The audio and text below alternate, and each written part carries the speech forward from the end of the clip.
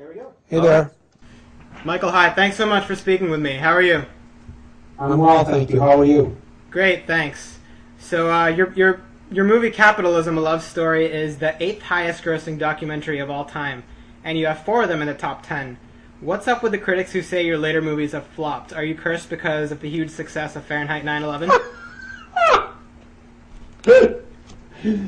Oh, man. Real film criticism died a number of years ago. It's only really been actually revived. Some of the best stuff I read now is on the internet and blogs and things like that. When I read something like that, it's so Orwellian. It's like it's 1984. Right. My movie becomes, like you said, the 8th largest grossing documentary of all time. But that's a flop. He's all over. It's like, I don't know what to do. So your thesis in Capitalism was that we need. Your thesis in the movie was that we need to eliminate capitalism and replace it with democracy. That's what you said at the end. And in the movie, you hailed Japan and Western Europe as examples. But aren't they also capitalistic societies, just with stronger regulations and more worker participation? Yes, exactly right. And I don't hail them. I hail them only in the sense that they've at least found a way to put a friendly face on capitalism. So it's a little less harsh on their people than it is here. Right. But ultimately, they'll succumb to the same things as we've seen with Toyota lately, where once they became the General Motors, the number one, they got more greedy. They decided, why should we spend 7 cents on this little wire when we could spend 4 cents on the wire? And now look what's happened to them. So basically, it's not really capitalism; it's excessive capitalism, right? It's unhinged, unregulated capitalism. That's the problem. No, actually, I think that capitalism is in and of itself the problem. That any time that profit motive is the foundation for what you're doing, I think you're doomed. I think you're not going to get the best results. You think of like the people who have become wealthy, like in the old days, like a Thomas Edison or a Henry Ford. I'm convinced that Edison did not spend all those years trying to invent a light bulb because he said, "Oh, someday I'm going to be a billionaire." Right. I think he really wanted to invent a light bulb, and we've lost that. Got it. So, Michael, are you interested, or will you consider making another Fahrenheit 9/11 style movie about the Obama administration's terrorism and national security policies?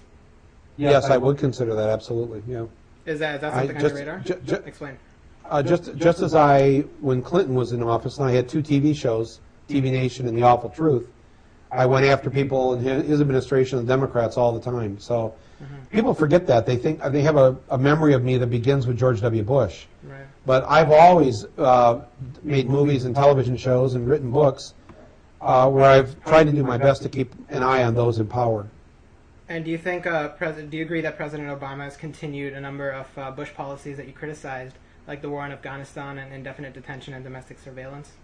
That is correct. And I have written about that on my website, and I wrote an open letter to President Obama back in November, essentially saying that unless he stopped this escalation of the Afghanistan war, we are going to have to quit calling it Bush's war and call it Obama's war.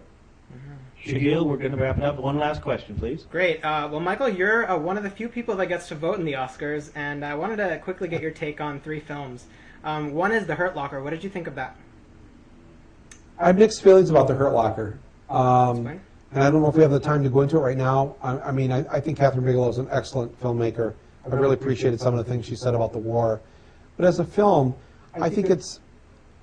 you're on the edge of your seat during the whole film, but if a whole film is essentially, not the whole film, but the bulk of the film is about should you snip the red wire or the green wire, that would put anybody on the edge of their seat. It's kind of an easy way, as Precious is, too, an easy way to sort of tell a story and get you on that sort of emotional jag. Avatar was a very brave and bold vision and statement about the times in which we live, but done as allegory, and set 200 years into the future. There were a number of good films this year. A number of them weren't on the Oscar ballot. One was District 9, I really loved. I loved Inglourious Bastards. I love the animated film Up. Up in the Air, I think, said some really important things. I think Jason Reitman's a great filmmaker. But my favorite film of the year came from Norway, and it really didn't get distributed in this country. It's called Troubled Water, like Bridge Over Troubled Water. Troubled Water. If you have a chance, I think it's out on DVD now. If you have a chance to see that film, it is the best film. I would do a master class in how this film was put together. It's so brilliant. And if you have a chance to rent it, it's called Troubled Water, a Norwegian film. Great. And would you give us a hint as to which movie you'd consider voting for Best Picture? Well, you know, this year they did a 1 through 10 numbering system, and you know, you're not supposed to reveal how you voted,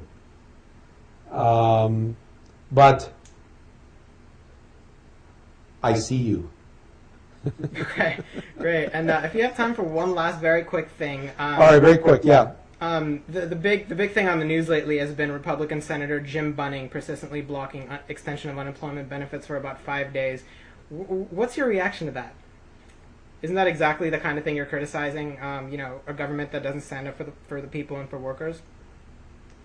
Well, Jim Bunning, I remember him as a kid. He was a pitcher for the Detroit Tigers, and then he went on to the Philadelphia Phillies. And here's what I remember about Jim Bunning. He held the record for hitting the most number of batters with a baseball, beaning them, throwing the ball at them, a fastball at them. In fact, I think the record he set back in 1966, when he broke, it hadn't been like that since like the 1920s. He was an angry pitcher. So do you think he's beating the crazy workers then right and now? he's crazy now. Is that what you think he's doing to the workers right now, beating them? Yeah, he's beaning the workers. And hopefully the Congress will take care of him shortly. Great, yeah, it looks like that's coming to an end.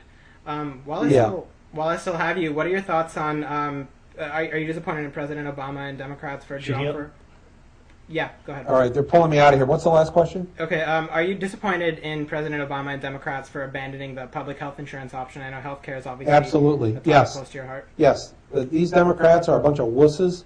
They don't have the courage of their convictions. They won't stand and fight.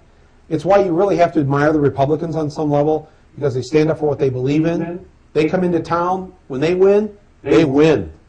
They come in with guns blazing. Our side, we're like, I guess we don't have to give everybody health care. It's embarrassing. It's disgusting. And I won't have it anymore. I'm sick of them. Well, thank you. Thank you very much, Michael. I really appreciate it. All right, I appreciate it too. Bye-bye. All the best. Bye. Yeah, bye-bye.